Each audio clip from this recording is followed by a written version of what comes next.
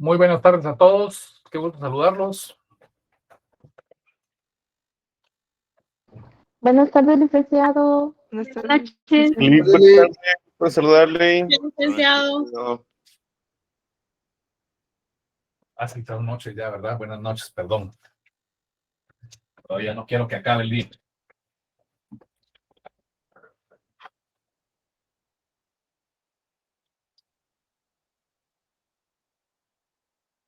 Con mucha alegría quiero comunicarles que ya la mayor parte de los de ustedes han podido ingresar sin necesidad de hacer solicitud. Eso quiere decir que han cumplido con el requerimiento, que han atendido el requerimiento que les hemos realizado para la atención de las plataformas. Nos facilita mucho el trabajo. Habrán algunos que todavía faltan, pero ya tenemos tiempo. Por favor, siempre cualquier situación o decisión o necesidad, que por favor tengan la bondad de comunicarse con mi persona, como algunos de ustedes ya lo han hecho. La idea siempre de nosotros es orientativa. Hoy tuve un día bastante cargado desde muy temprano por la mañana y no me había percatado que el gremio de abogados está de luto. El doctor Mario Aguirre Godoy, un gran colega, un gran maestro, no tuve ese inmerecido privilegio de ser alumno directo de él.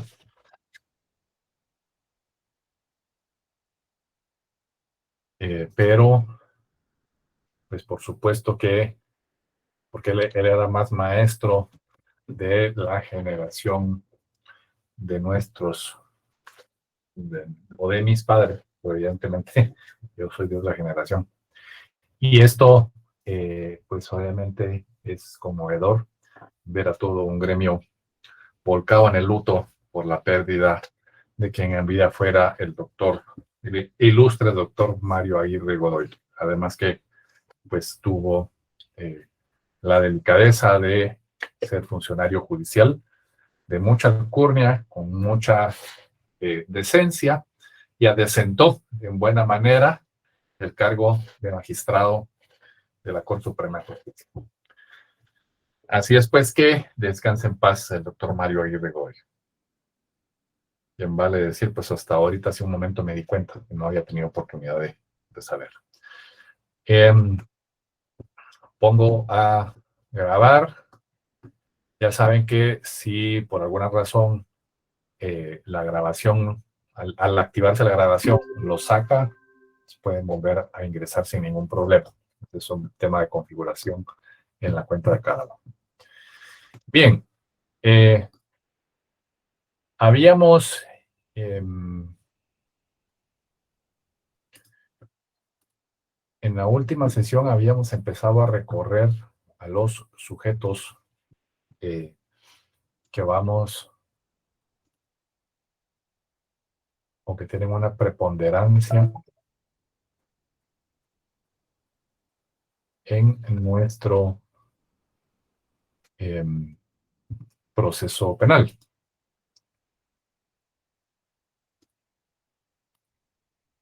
Voy a poner en pantalla lo que habíamos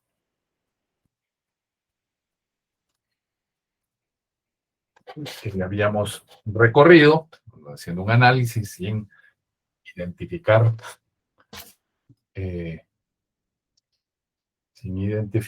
con precisión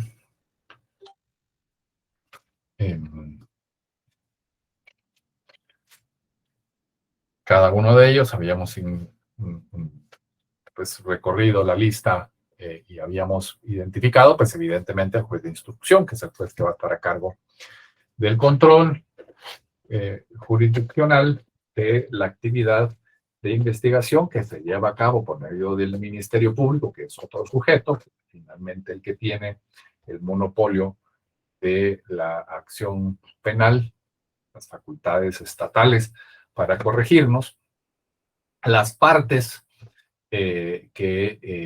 pues en donde hay algunas, tanto del lado acusador como del lado defensor, pues evidentemente el sindicato y obviamente algunas entidades que son auxiliares o figuras que son auxiliares de eh, del sistema de justicia. Bien, entonces para adentrarnos un poco, creo que es importante que conozcamos cómo están regulados y definidos los diferentes sujetos a los que hacemos alusión. Creo que aquí estoy adelantado.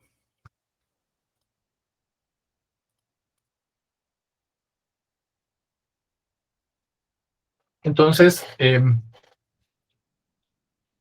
el primero que habíamos señalado, que era el juez de instrucción, si ustedes me hacen favor de tener su código procesal penal a la mano,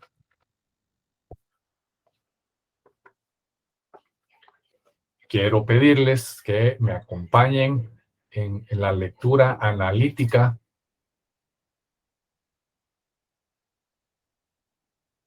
del artículo 47. ¿Alguien me puede levantar la mano, por favor? Bien, como voy a necesitar varios, les voy a pedir que cuando yo me dejen las manos levantadas para que me ayuden con los siguientes artículos.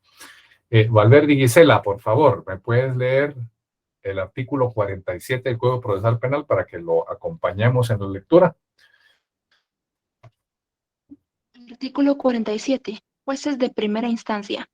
Los jueces de primera instancia tendrán a su cargo el control jurisdiccional de la investigación efectuada por el Ministerio Público en la forma que este código establece, para los delitos cuya pena mínima excede 5 años de prisión y de todos aquellos delitos contemplados en la ley contra la narcoactividad o cualquier otra ley que regule esta clase de hechos delictivos.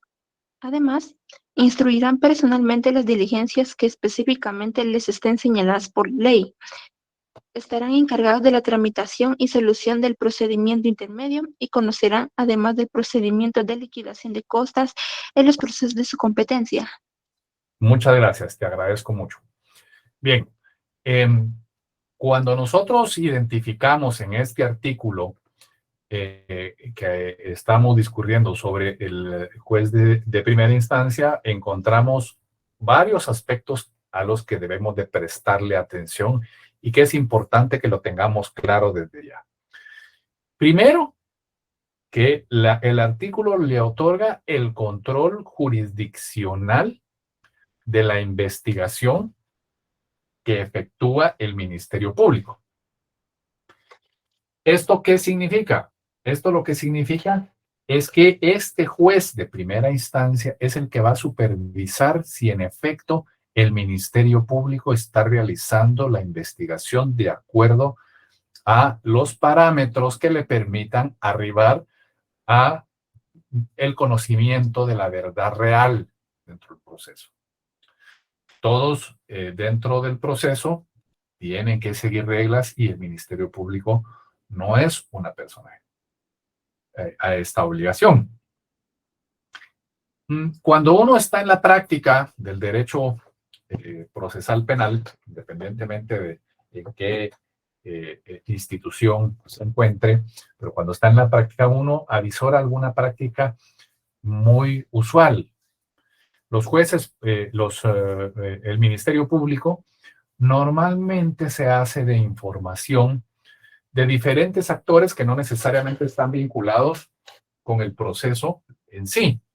Piden información a veces a las entidades públicas, en otras ocasiones se hace a las entidades privadas, pero cada uno de estos aspectos, como iremos viendo, tiene una forma o contiene una forma para proceder.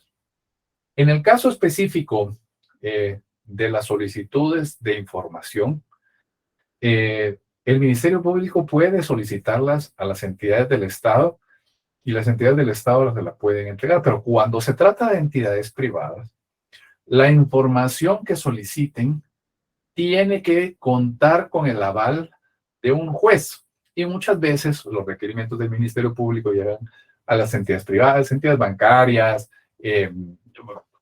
cualquier entidad que haya tenido un conflicto societario, por ejemplo, y que el Ministerio Público quiera indagar sobre los libros de accionistas o sobre los libros de contabilidad o sobre diarios de sesiones de las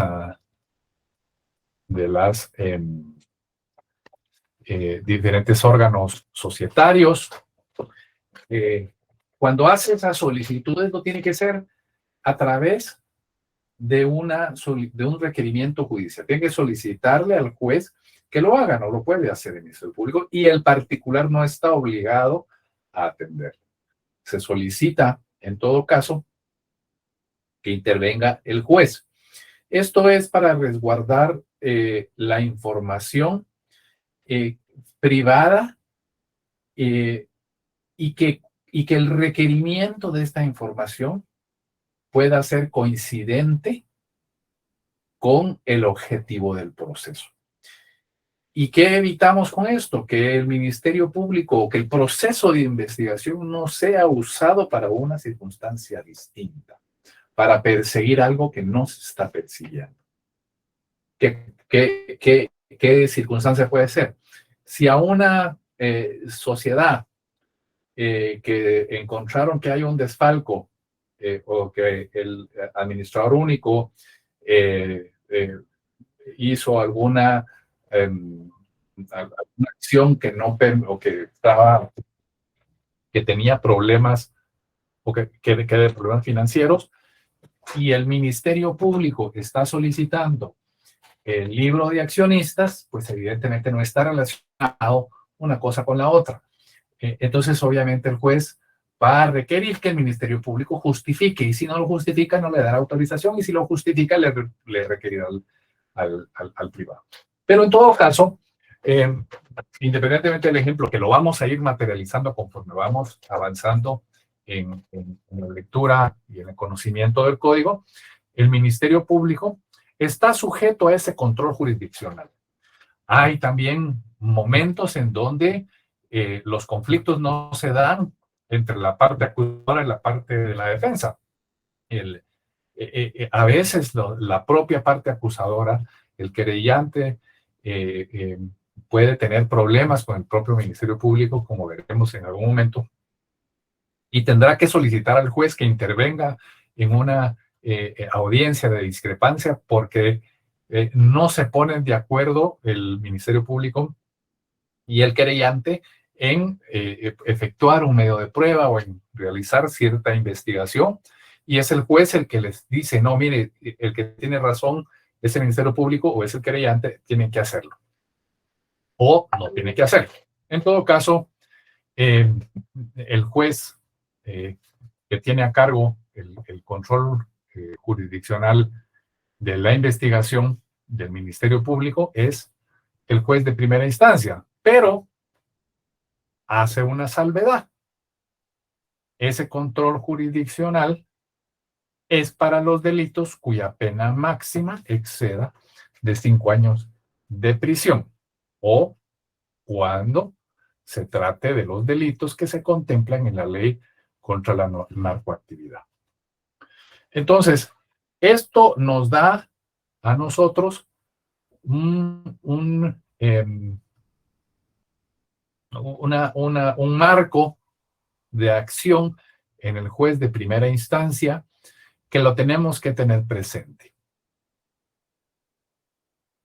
Principalmente de lo que estamos hablando acá, de esta instrucción, de esta investigación, es de la etapa preparatoria. ¿Por qué? Porque en la etapa preparatoria, en la etapa de instrucción o en la etapa de investigación. Sin embargo, le da otras facultades adicionales. Le encarga también la etapa intermedia y además la liquidación de costas cuando eso proceda. Cuando ya desgranamos en sus diferentes preceptos esta norma, hacemos ya un análisis más profundo en nuestra lectura, porque entendemos que acá ya podemos vislumbrar algunos de los aspectos que más adelante van a tener sentido, porque más adelante no vamos a encontrar que haya un artículo que establezca que el juez de primera instancia, por ejemplo, es el que se encarga de la liquidación o es el que se encarga del procedimiento intermedio. Se interpretará de lo que ya está y en conjunto con este. Pero de este aspecto es del cual partimos para ello. Ahora bien, tenemos al Ministerio Público que de alguna u otra forma parte, y lo hablábamos la semana en la sesión pasada, de la regulación constitucional, o sea, que es fundado constitucionalmente bajo una idea y que al final del Ministerio Público, de la regulación del Ministerio Público dentro de la Constitución Política de la República, debemos partir de la unicidad de la institución como tal. La institución finalmente es dirigida por el jefe del Ministerio Público, que es el fiscal general, y es a él al que le corresponde esa acción penal. Y esa acción penal, por supuesto, después es delegada hacia cada una de las fiscalías que tendrá facultad para crear de acuerdo a su propia ley.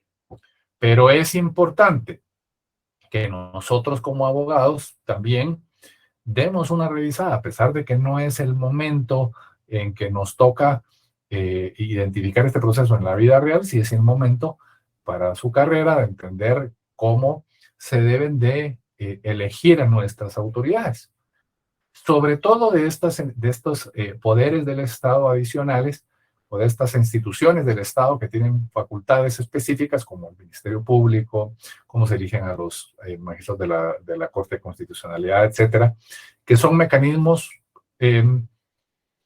sui generis, que son mecanismos que no los vamos a encontrar en otra legislación. Aquí lo hemos puesto o derivado de la historia con tal de dotar de independencia a esas entidades. La arquitectura constitucional nos ha brindado un mecanismo que nos debería de arrojar una independencia de estos órganos. Pero dejando a un lado el aspecto político de la institución, resulta importante, y aquí te voy a pedir, por favor, Eric Chávez, que le des lectura al artículo 8 del Código Procesal Penal, que es de donde finalmente vamos a partir ya en la comprensión de la figura del Ministerio Público dentro ya del proceso penal. Por favor, Eric. Con gusto, licenciado. Artículo 8. Independencia del Ministerio Público. El Ministerio Público como institución goza de plena independencia para el ejercicio de la acción penal y la investigación de los delitos en la forma determinada en este código, salvo la subordinación jerárquica establecida en su propia ley. Ninguna autoridad pueda dar instrucciones al jefe del Ministerio Público o a sus subordinados respecto a la forma de llevar adelante la investigación penal o limitar el ejercicio de la acción, salvo las facultades que esta ley concede a los tribunales de justicia. Muchas gracias, Eric, te agradezco mucho. Bien, acá la he traído a colación porque hay un aspecto muy particular que debemos de definir con absoluta claridad, y es la independencia del Ministerio Público.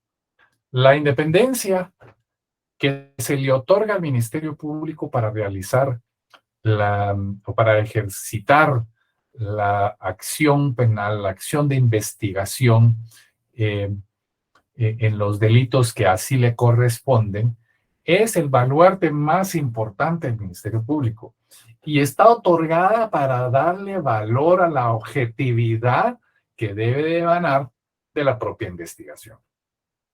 Y es en ella, en esa independencia, que se dota al Ministerio Público, en donde se desprende de cualquier injerencia, de cualquier esquema político del Estado, salvo los alcances de la jerarquía que establezca la propia ley del Ministerio Público.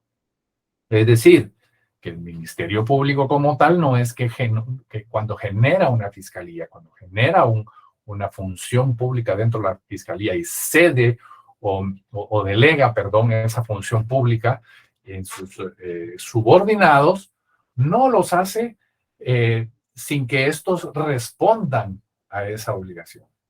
Es decir, se les otorga, se les cede y se les delega la función penal, la función investigadora, el ejercicio de la acción penal, con la consabida idea de que tiene que haber una política criminal que emane de la autoridad superior, que es el fiscal general. No puede una fiscalía desprenderse de ello. Entonces, esto es importante hacerlo notar, porque tenemos que encontrar como abogados la diferencia. En muchas veces, posiblemente yo ya lo he dicho con ustedes, tenemos que como abogados desprendernos del criterio, o más que desprendernos del criterio, entender que hay una diferencia entre sentido común y sentido jurídico. Son dos cosas completamente distintas. El sentido jurídico es más profundo y a veces el sentido común no lo entiende. Aunque como nosotros, como abogados, el sentido jurídico parezca ser el sentido común. En este caso en particular, resulta importante para el análisis de la independencia del Ministerio Público entender que el sentido común nos puede decir que un fiscal es absolutamente independiente de todo el ecosistema que le rodea, incluyendo sus superiores. Pero no es así. El fiscal de distrito, el fiscal, y aquí tal vez vamos a hacer el ejercicio de ir a leer la ley del Ministerio Público, cada uno de ustedes por su parte, para ir entendiendo cuál es la estructura en la cual se basa el Ministerio Público a lo interno y entender mejor su funcionamiento. Zulma Karina, por favor, ¿me puedes leer el artículo 46 del Código Procesal Penal? Sí. Artículo 46, Ministerio Público. El Ministerio Público, por medio de los agentes que designe, tendrá la facultad de practicar la averiguación por los delitos que este código le asigna, con intervención de los jueces de primera instancia como controladores jurisdiccionales. Asimismo, ejercerá la acción penal conforme los términos de este código. Muchas gracias, te agradezco mucho. Tres aspectos aquí que tenemos que destacar de este artículo. El primero es que el propio Código Procesal Penal ya está otorgando esas facultades, o sea, de forma intrínseca, de entregar, de delegar, más que entregar, de delegar la función o el ejercicio de la acción penal en diferentes funcionarios, ¿no? Hay agentes abajo del jefe del Ministerio Público que tienen esa facultad. Y esa facultad de averiguación de la verdad lo tiene que hacer en el marco de los delitos que el propio Código Procesal Penal le está señalando. Es decir, aquí encontramos esa distinción que hacíamos de los delitos de acción pública, los semipúblicos y los de acción privada. En esos las facultades que puede ejercer el Ministerio Público están limitadas por esa clasificación y aquí en este artículo lo está señalando. Solo los que puede perseguir de oficio y aquellos que cuando se dan los elementos o se cumplen los supuestos jurídicos de la norma, el Ministerio Público puede actuar de conformidad con el código. Es decir, realizando las actividades de la investigación como juez y como Ministerio Público, por supuesto, y el código va a recalcar, la investigación que realiza el Ministerio Público la tiene que hacer con el control jurisdiccional. Y el control jurisdiccional, ¿quién lo ejerce? Ya lo habíamos dicho, lo ejerce el juez de primera instancia.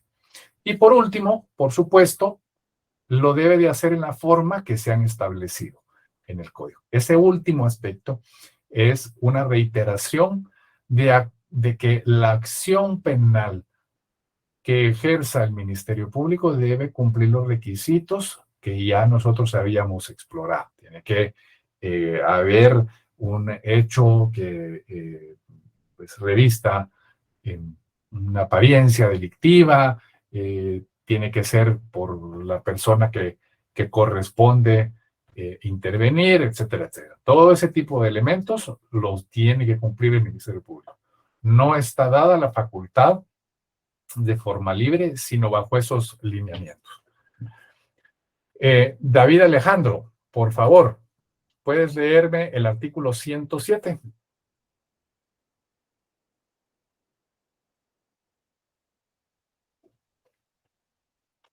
Con gusto, Lick. Ahorita lo leo. Gracias.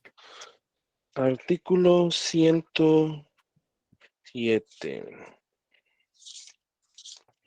Dice,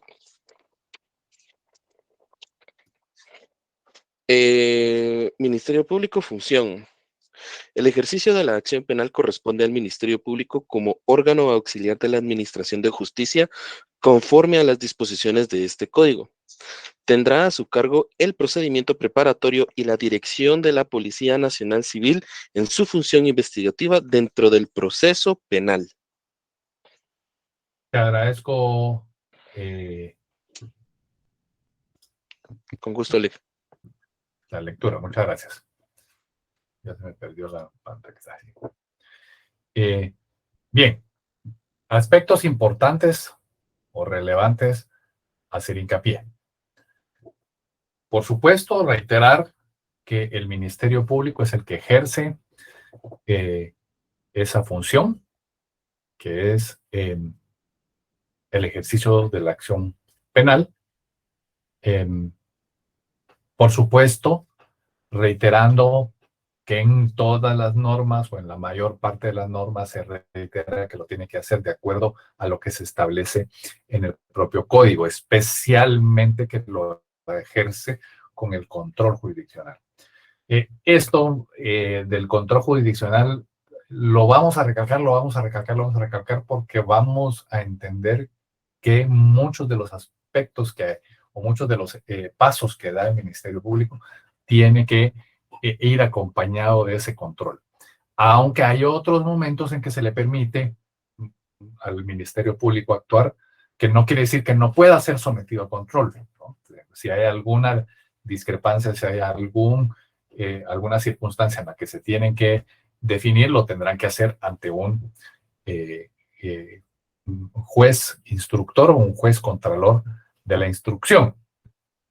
Y por último, nos aparece o nos empieza a aparecer la Policía Nacional Civil, que en algunos momentos la doctrina y en algunos sistemas han generado una policía especial de investigación, que era la que se denominaba, o que ustedes en la doctrina encontrarán como la Policía Judicial.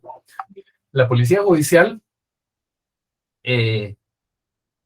pues aquí no ha tenido, por razones históricas, supongo que en la parte de la historia de Guatemala, ustedes estudiaron la historia reciente del país y hay mucha de esa historia que está tristemente vinculada a la policía, a la judicial, y eso obviamente no permitía en nuestro país generar un cuerpo de tal naturaleza. Por eso es que se utiliza a la Policía Nacional Civil en esa función investigadora.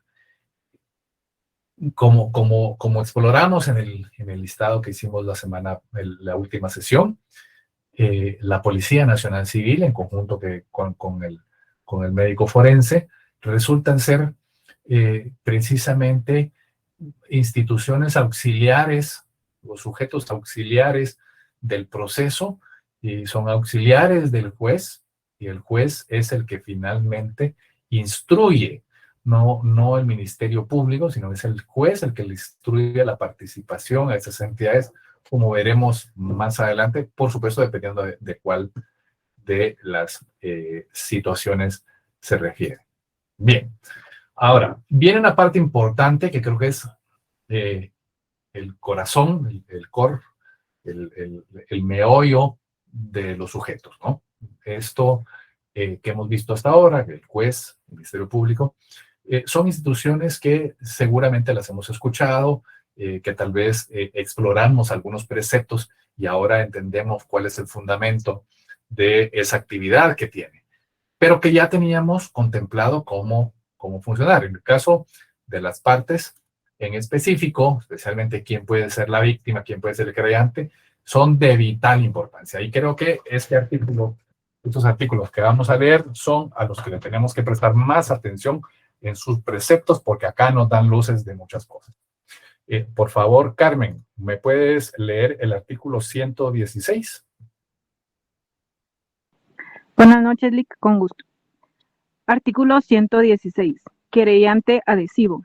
En los delitos de acción pública, el agraviado con capacidad civil o su representante o guardador, en caso de menores o incapaces, o la administración tributaria en materia de su competencia, podrán provocar la persecución penal o adherirse a la ya iniciada por el Ministerio Público. El mismo derecho podrá ser ejercido por cualquier ciudadano o asociación de ciudadanos contra funcionarios o empleados públicos que hubieren violado directamente derechos humanos en ejercicio de su función o con ocasión de ella, o cuando se trate de delitos cometidos por funcionarios públicos que abusen de su cargo. Los órganos del Estado solamente podrán querellarse por medio del Ministerio Público. Se exceptúan las entidades autónomas con personalidad jurídica y la administración tributaria en materia de su competencia. El querellante podrá siempre colaborar y coadyuvar con el fiscal en la investigación de los hechos. Para el efecto podrá solicitar, cuando lo considere, la práctica y recepción de pruebas anticipadas, así como cualquiera otra diligencia prevista en este código. Hará sus solicitudes verbalmente o por simple oficio dirigido al fiscal, quien deberá considerarlas y actuar de conformidad. Si el querellante discrepa de la decisión del fiscal, podrá acudir al juez de primera instancia de la jurisdicción, quien señalará audiencia dentro de las 24 horas siguientes para conocer de los hechos y escuchará las razones tanto del querellante como del fiscal y resolverá inmediatamente sobre las diligencias a practicarse. De estimar lo procedente, el juez remitirá al fiscal general lo relativo a cambios de fiscal del proceso. Muchas gracias, Carmen, te agradezco mucho. Como verán, es un artículo bastante prolijo, con muchas disposiciones, con muchos preceptos normativos a los que les debemos de prestar mucha atención. En primera instancia, está señalando quiénes pueden denunciar, quiénes pueden iniciar la persecución penal en los delitos de acción pública. Y como ustedes pueden ver en pantalla, y en su código, por supuesto, quienes pueden iniciar la persecución son los agraviados. Que por supuesto que a nosotros como abogados nos gusta poner apellidos a las frases para que suenen más bonitas o más importantes o que no quede lugar a dudas de nada. Pero el agraviado es en principio. El agraviado y que no tiene capacidad civil por su representante, ¿lo puede hacer el representante? Pues por supuesto. Esto es un concepto de derecho básico, eso es la teoría general de la representación, así lo define. El código abunda en ello, ¿no? Para dejar constancia con claridad, porque el representante no lo va a hacer a título propio, lo va a hacer a título del agraviado, que será alguien que no tenga la capacidad civil en esos momentos. Pero, muy importante, solo aquel que ha sido agraviado en ese delito de acción pública podrá iniciar la persecución. Pongan ustedes el delito que más les guste. Siéntense y analicen los 5 delitos que más les gusten o que más comprendan o que más se acerquen a su gusto, a su comprensión, los que más, con los que más se apegan, digamos, académicamente. Y hagan el ejercicio mental de quienes pueden ser los agraviados en ese delito. Y con esos hacen un descubrimiento, vislumbran finalmente a las personas que pueden iniciar la persecución penal.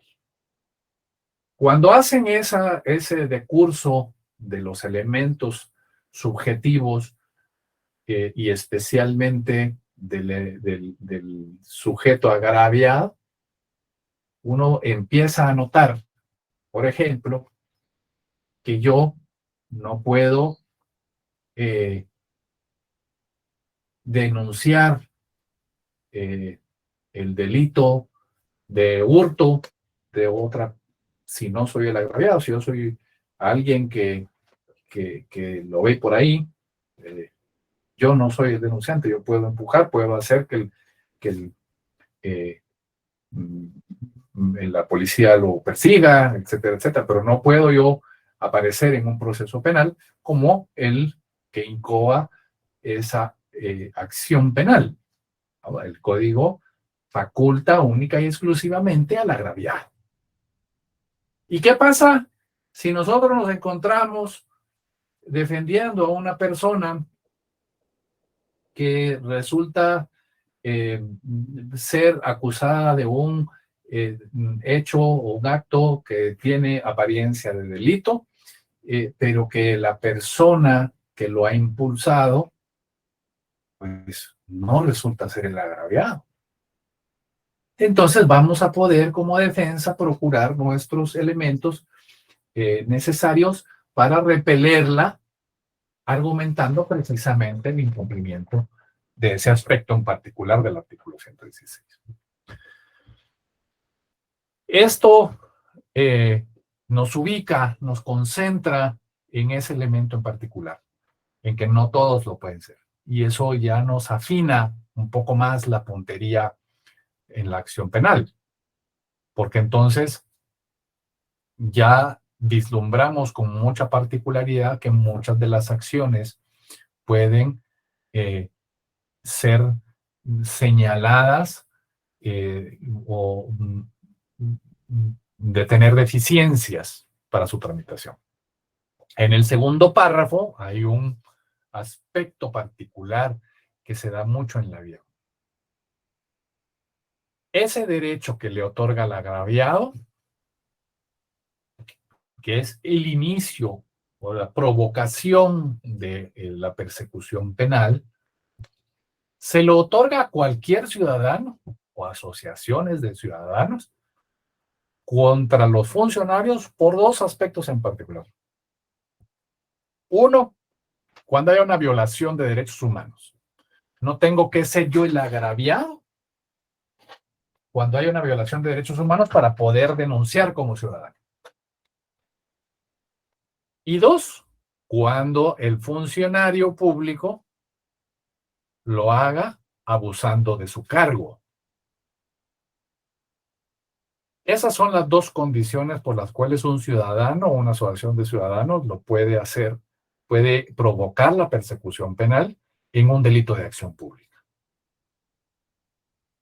Si no se cumplen esos requisitos, pues no se logra hacer. No es efectiva. Sí se logra hacer, pero no es efectiva. Y acá escudriñemos en cuántas veces nosotros vemos en los medios de comunicación denuncias de ciudadanos que a veces no sabemos en qué paran. Analicemos esas denuncias para saber si en efecto encontramos en esas denuncias públicas, en ese ejercicio que hagamos, en esas denuncias de funcionarios públicos, si se cumplen esos dos elementos. Si hubo una violación de derechos humanos o si el funcionario denunciado lo hizo en abuso de su cargo. No en abuso de autoridad, porque el abuso de autoridad es un tipo delictivo y para que sea abuso de autoridad tiene que cumplir ciertos elementos y haberse señalado de esa forma por un órgano jurisdiccional. No, que abusen de su cargo, que es un tema un poco más laxo. Ahora bien, en muchos de los procesos penales que ustedes habrán visto en los medios de comunicación encontrarán que hay entidades que se suman como querellantes adhesivos en la acción penal. Entidades que no son el Estado. Entiendo que ustedes ya llevaron derecho procesal, perdón, derecho administrativo, ¿verdad? Sí. Es correcto, bueno. Y ahí en el derecho administrativo ustedes habrán determinado la diferencia entre un órgano centralizado y un órgano descentralizado. Una entidad autónoma o descentralizada que tenga personalidad jurídica propia. Esas entidades que tristemente a veces no se conceptúan como tales por el común de los habitantes de nuestro país, son las entidades que pueden tener esa posibilidad de actuar como querellantes adhesivos.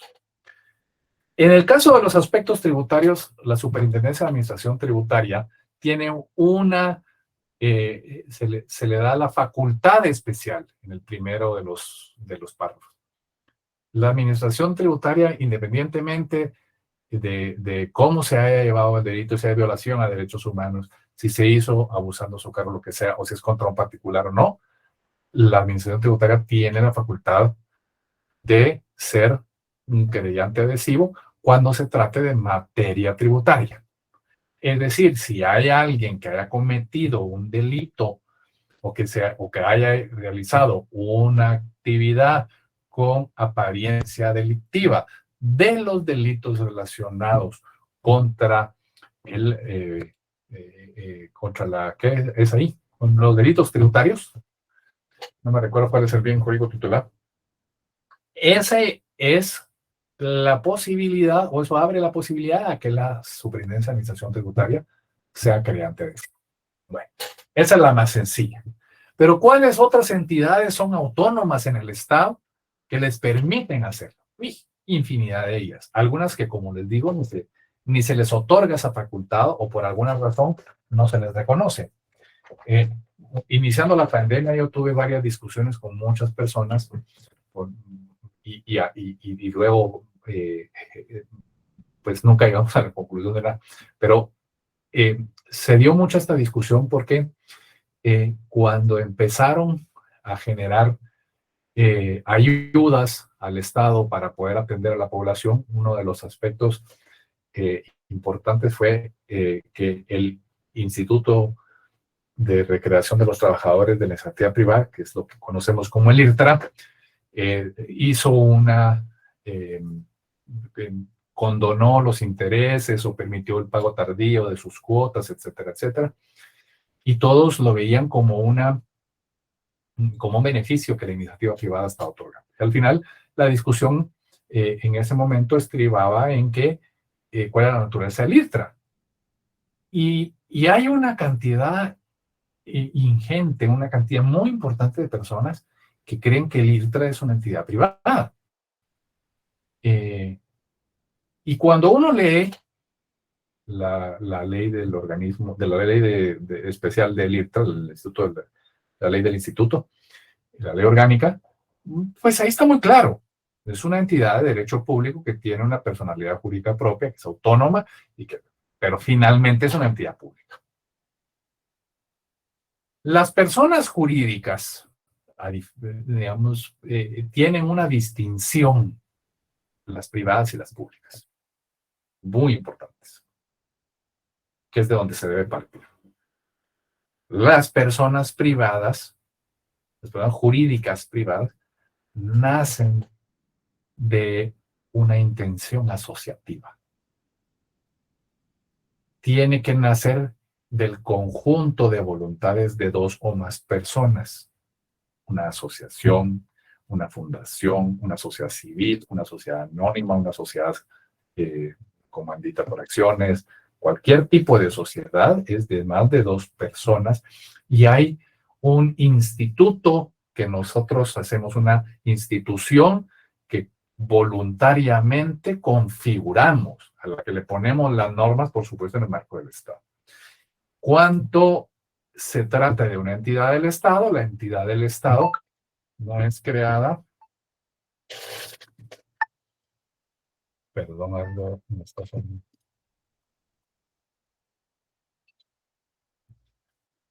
No.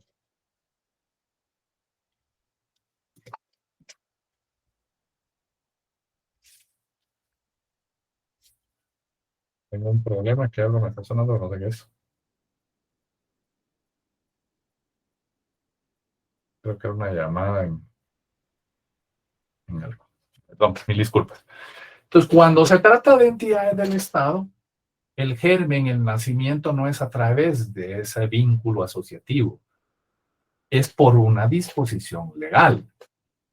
Una disposición legal dice se crea tal persona jurídica y tiene que cumplir con ciertos requisitos. ¿Cuáles son los requisitos? Por supuesto que están las clases de derecho administrativo, pero es importante hacerlo, pues el requisito es que sea creada por el Congreso de la República con 2/3 partes con mayoría calificada y que le otorgue las facultades necesarias para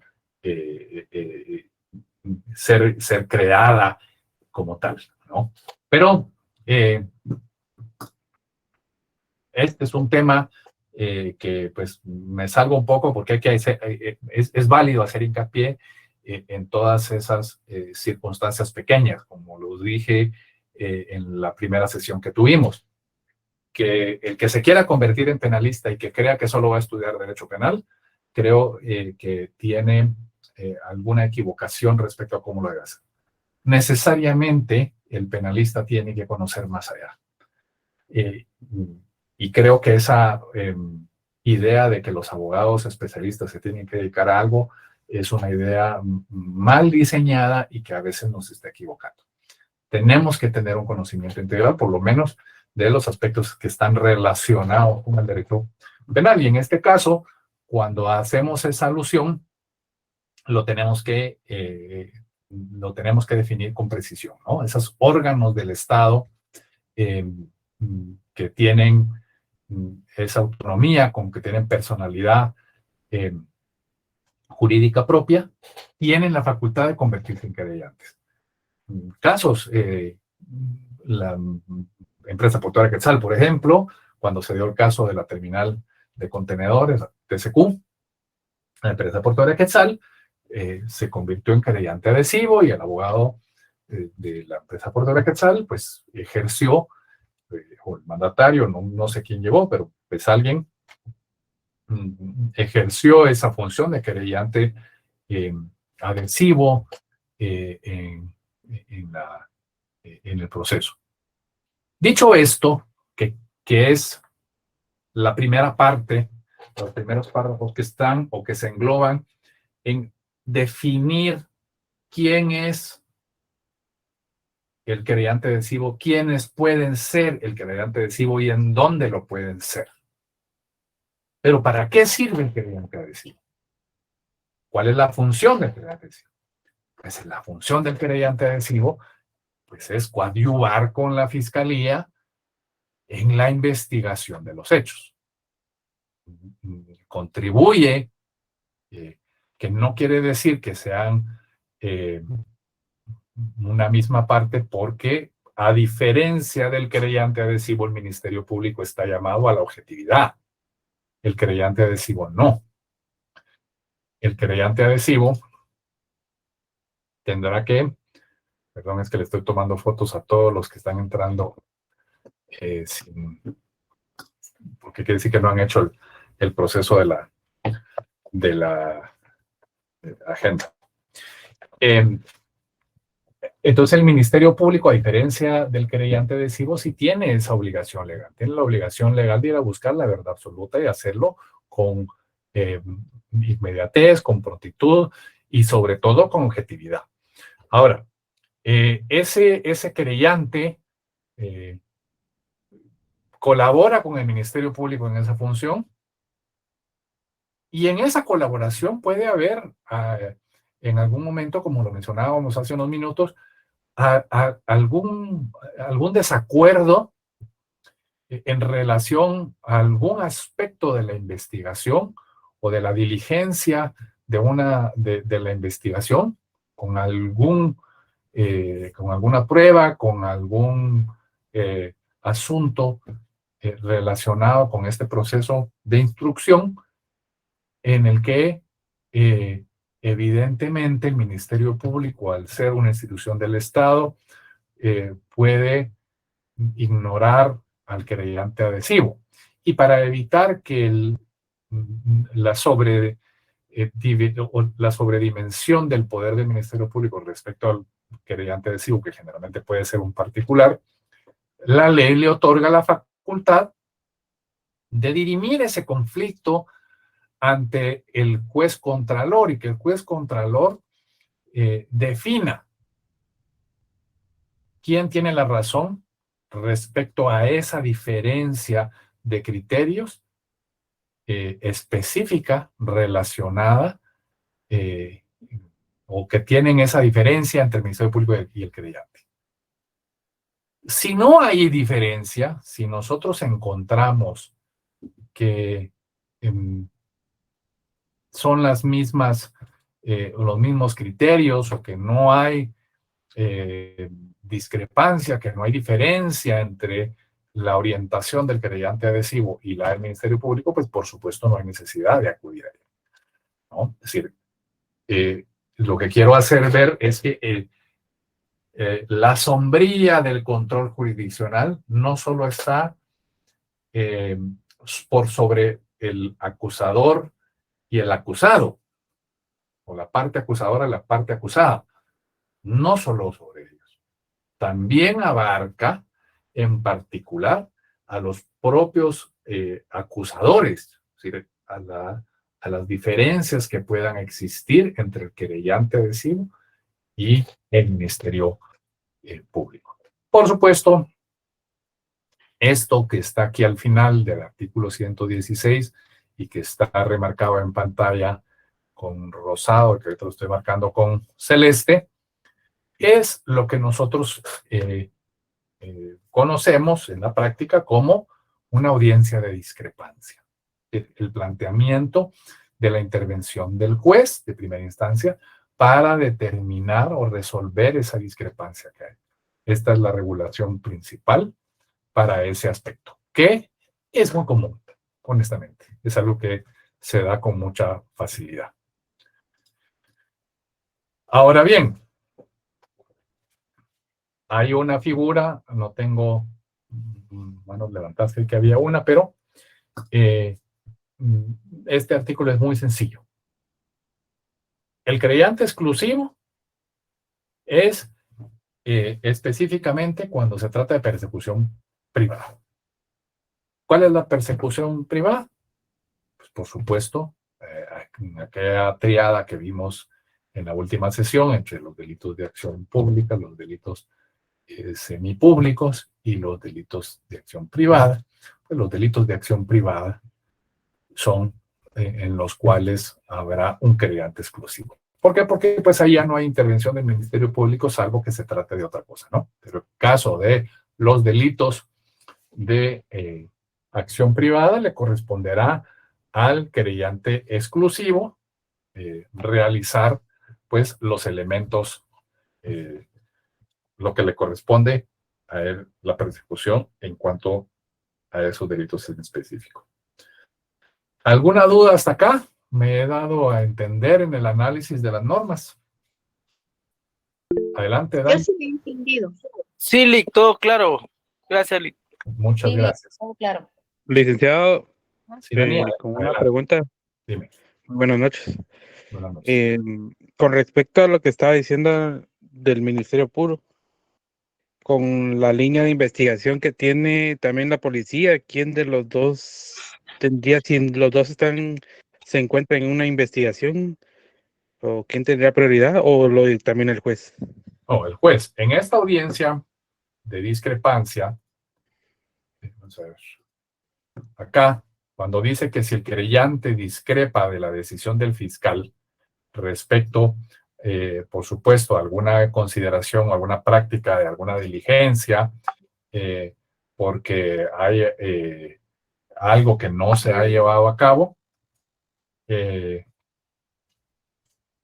o no se quiere, el Ministerio Público no lo hace, entonces es algo que se tiene que someter a consideración del juez de primera instancia, y el juez de primera instancia escucha a las dos partes, le da audiencia, por supuesto, al Ministerio Público,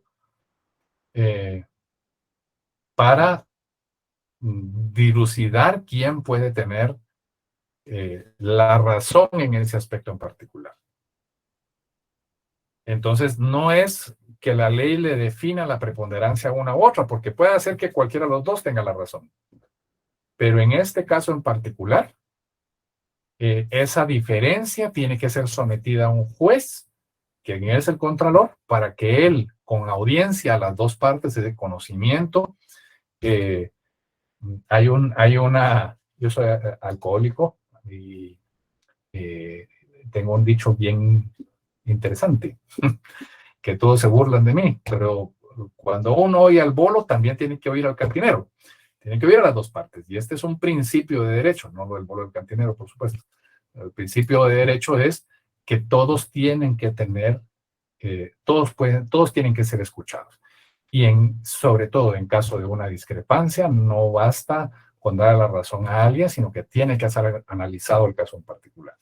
Entonces, tu duda, en conclusión, es que no hay una fuerza legal para ninguna de las dos partes, sino que tiene que ser ese conflicto sometido a un juez, y ese juez el que tiene que definir quién es el que tiene la razón en ese caso en particular. ¿Me di a explicar o me abundé por otro lado? No, está bien, licenciado, gracias. Muchas gracias.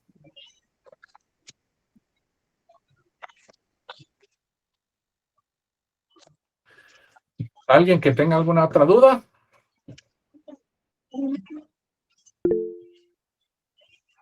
Sí, Nancy Mérida. Buenas noches, licenciado. Mire, con una consultita. Cuando hablamos de delitos de acción privada, como aquí el artículo 122 dice que actuará como querellante la persona que sea el titular del ejercicio de la acción. O sea que lo correcto es llamarle querellante y no agraviado. No necesariamente. ¿O cuál es la línea de diferenciación en ese caso? No, vamos a ver. El querellante es el que se querella, ¿verdad? Es decir, de lo que vamos a ver más adelante, y que algunos ya conocen, que es la noticia criminal. Esa noticia criminal puede ser con una denuncia o con una querella. Cuando veamos las diferencias, encontraremos que la querella es más sólida porque me hace parte del proceso. Yo la denuncia la puedo presentar y no seguir siendo parte del proceso. Entonces, un agraviado puede presentar una denuncia y no querellarse. Pero como se trata de un delito de acción pública, la oficiosidad del Ministerio Público en la investigación tiene que continuar y tiene que seguir Pero si yo lo que quiero es ser parte y estar más presente y participar, porque eso es lo que me da el derecho a participar, a tener, digamos, a poderle aportar al Ministerio Público ideas, lineamientos, pruebas, etcétera, etcétera. Eso lo hago a través de ser querellante. Entonces, el querellante sí tiene que, por supuesto, estar establecido, tiene que estar legitimado, porque tiene que haber un agravio. ¿Ya? Tiene que haber un agravio. Pero el agraviante no necesariamente se convierte en querellante adhesivo. ¿Te lo logré explicar o me hice más bolas? Con confianza. Sí, no comprendí, no comprendí mucho, la verdad. Ok, entonces, el agraviante puede no ser querellante. El agraviado, perdón. El agraviado puede no ser querellante. El querellante sí es agraviado. Porque el agraviado no necesariamente se convierte en querellante. Lo voy a hacer dibujado. Porque a mí a veces me estaban escribiendo tengo que desconectar mis teléfonos porque la gente cree que a esta hora puedo estar. Licenciado, Sí, disculpe, no sé si quizás lo pueda comprender mejor la compañera, como que el agraviante no necesariamente es el querellante, y el querellante siempre va a ser el que presenta la querella para poder participar en el proceso. Sí, exactamente. Lo que pasa es que yo creo que yo lo entiendo porque lo tengo en la cabeza. Una persona que es agraviada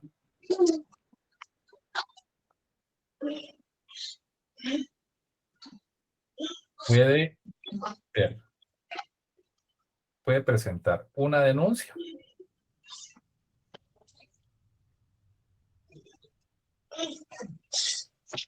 o puede presentar una querella. ¿Ya? Cualquiera de las dos noticias puede presentar. Cuando hace la denuncia, tiene el derecho de presentarla, pero no necesariamente se convierte en querellante. Pero cuando lo hace, cuando presenta la querella, entonces sí se convierte en querellante. ¿Por qué? Porque acompaña el proceso. El querellante, a diferencia del denunciante, no acompaña el proceso. El agraviado, no acompaña el proceso. El querellante sí. El querellante sí va a actuar, sí va a poner, sí va a tener que tener el auxilio profesional, sí va a tener el derecho de comunicación con el Ministerio Público y de coadyuvar en el proceso de la instrucción, en el proceso de la investigación. El denunciante se puede quedar simplemente en la denuncia y no seguir participando. Sí, buenas noches. Sí, Josué, ¿verdad? Cuando uno solo hace la denuncia, o sea, ya lo toma el Ministerio Público, entonces. Es correcto. Tú presentas la denuncia. Aquí nos estamos adelantando un poquito esa diferencia, pero vamos a ver. Yo la denuncia la puedo presentar en el Ministerio Público.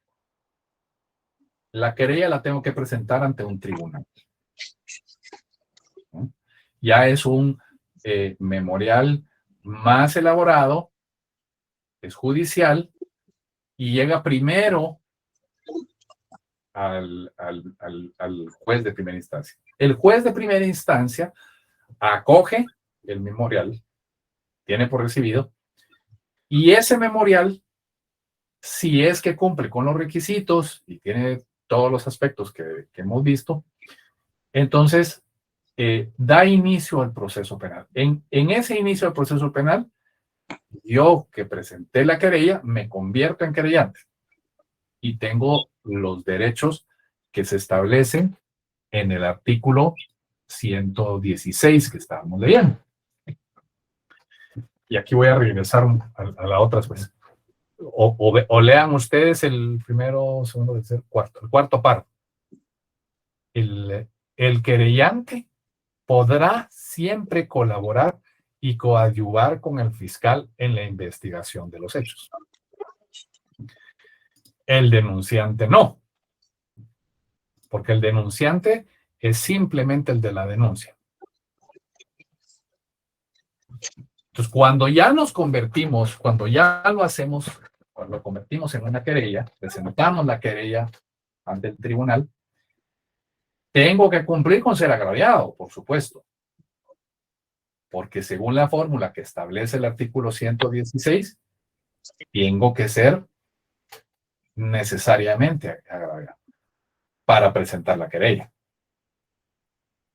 Pero puedo, como agraviado, no presentar la querella, sino presentar una simple denuncia que el Ministerio Público investigue. Entonces, esa división tenue que hay entre la querella y la denuncia, que muchos la ven como la forma, que muchos ven que la querella se presenta ante el tribunal y que muchos ven que la denuncia simplemente se presenta en el Ministerio Público, tiene una esencia particular. Una diferencia específica de mucha relevancia, que se divide en dos cosas.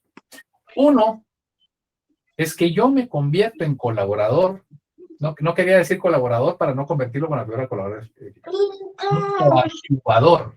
Yo ayudo al proceso de investigación en conjunto, me doy la mano con el Ministerio Público y nos vamos y tratamos de caminar en conjunto para la averiguación de la verdad. Eso es lo primero que existe como querellante.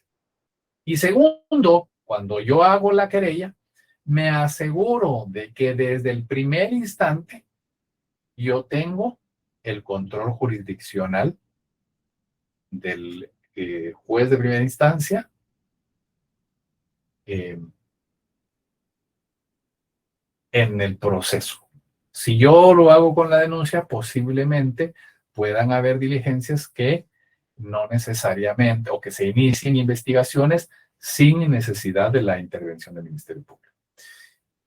Volviendo al esquema, el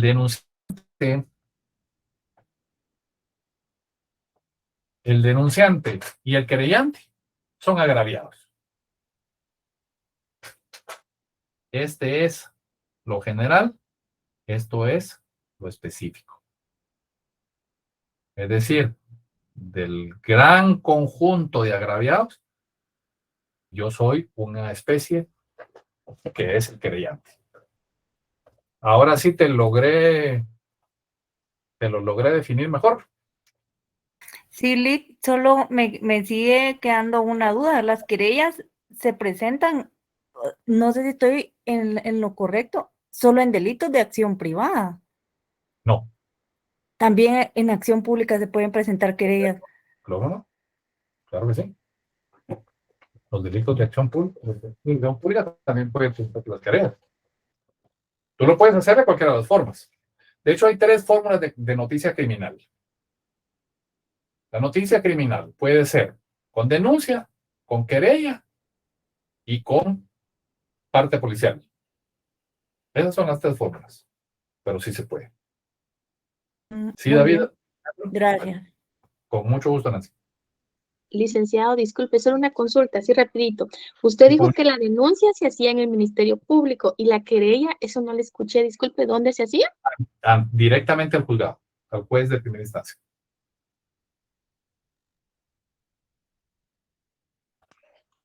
Licenciado, buenas noches. Gracias. La pregunta que yo tengo en este caso con respecto a la querella es: ¿en qué momento el agraviado empieza a participar en el proceso penal, o cómo puede participar, en qué va a beneficiar en el proceso, o qué participación va a tener en el proceso, o eso lo vamos a ver más adelante. Sí lo vamos a ver más adelante, pero podemos discutir. El denunciante el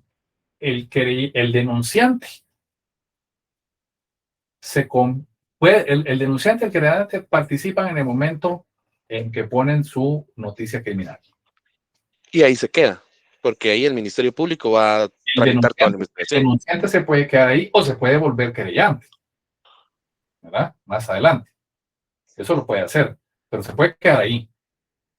Y no tiene ni la obligación ni el derecho de participar en la fase de la investigación, porque lo único que hace es impulsar el inicio. El querellante sí quiere acompañar el proceso. Cuando nosotros nos despojamos de la idea del asesinato como el delito que por antonomasia analizamos, podemos encontrar otras múltiples u otros tipos delictivos en donde pueden haber múltiples posibilidades, ¿no? El robo, por ejemplo, de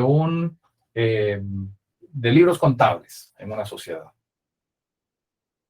A mí como contador no me interesa pues que vayan a perseguir a una banda de ladrones de libros, o tal vez se lo llevaron equivocado. A mí lo que me interesa es presentar la denuncia porque quiero salvar mi responsabilidad y que el Ministerio Público se encargue de encontrar quién lo hizo, porque puede ser que ahí hayan delitos más graves u otras cosas en las cuales yo no tengo que estar involucrado. Y a mí lo único que me interesa es hacer la denuncia, poner en conocimiento del Ministerio Público. Pero si yo soy el socio o un socio importante de esa entidad, a lo mejor a mí sí me interesa acompañar todo el proceso porque yo sí sé que el que se lo robó fue otro socio o que el que se lo robó fue un contador.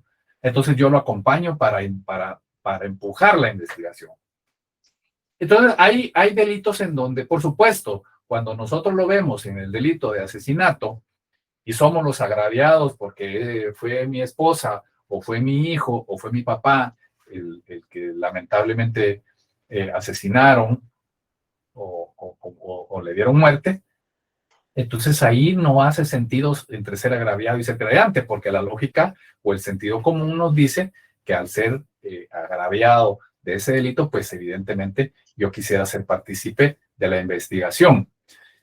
Pero en otros delitos como el que les menciono, el denunciante posiblemente no le interesa acompañar. Y ahí es donde vemos la diferencia. Puede ser agraviado, puede ser el que puede denunciar, pero no necesariamente se quiere convertir en querellante. Profesor, buenas noches. Y Leonel, adelante. Fíjese, con una observación. Estaba yo en un cierto momento, estaba escuchando la situación de un proceso y era sobre parece que es una estafa mediante cheque. En cierto momento dijo el señor fiscal que fulano de tal quería convertirse en querellante adhesivo, pero ya fue dentro comenzando y como a la mitad del proceso. Pero ¿qué delito era? Era delito de estafa mediante cheque. ¿Y ese delito es de acción pública o es de acción privada? Para mí es de acción pública. La estafa mediante cheque... o podríamos hablar también de lo que es estafa propia. Bueno, estafa propia sí. La estafa propia sí. El Porque querellante... también. Y tu pregunta es porque se hizo querellante... Sí, como a medio... Sí, por supuesto. Sí, como a medio camino. Puede ser. Como va a darle más fuerza a la investigación, ¿verdad? Es correcto, sí se puede hacer. Sí se puede convertir. De hecho, el denunciante posteriormente se puede convertir en querellante. Ok, gracias. Vamos adelante. No te preocupes, Zulma, sin ningún problema. Igual vamos a grabar, se está grabando y se pone la grabación en el grupo, con mucho gusto. Sí, Induara Ninet, por favor. Adelante. Induara. Sí, buenas noches, licenciado. ¿Cómo está? Por pronunciar bien tu nombre. Solamente quería aportar algo a lo que preguntaba la compañera Nancy, que lo de la querella adhesiva es para los delitos de acción pública. Creo que estoy en eso, creo que estoy bien. Y los delitos de acción privada es el querellante exclusivo. Correcto, así Ella es. ¿verdad?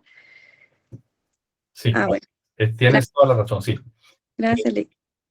Te agradezco mucho ese aporte. En efecto, el querellante adhesivo, como lo estábamos, por eso es que veíamos las dos posibilidades, el del querellante adhesivo y el del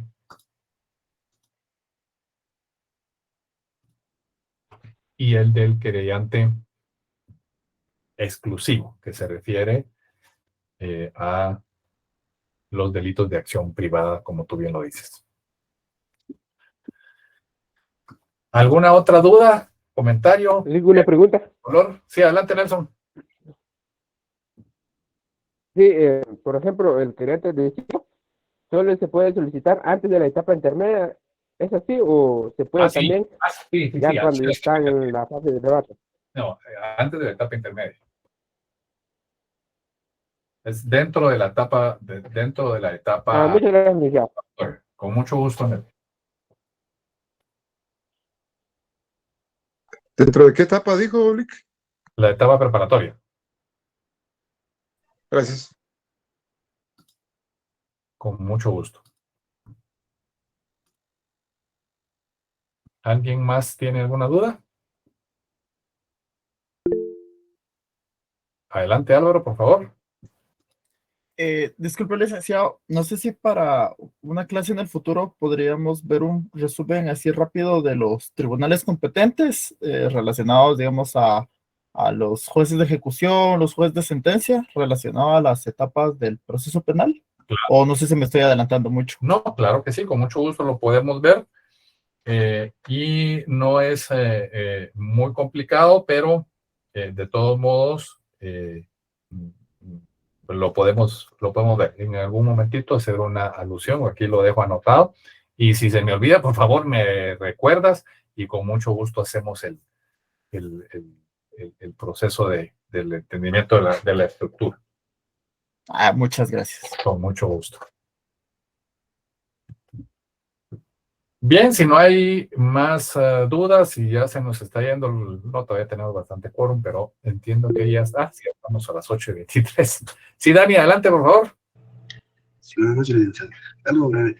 Una prevención policial, ¿cómo va de la mano con la denuncia y la querella?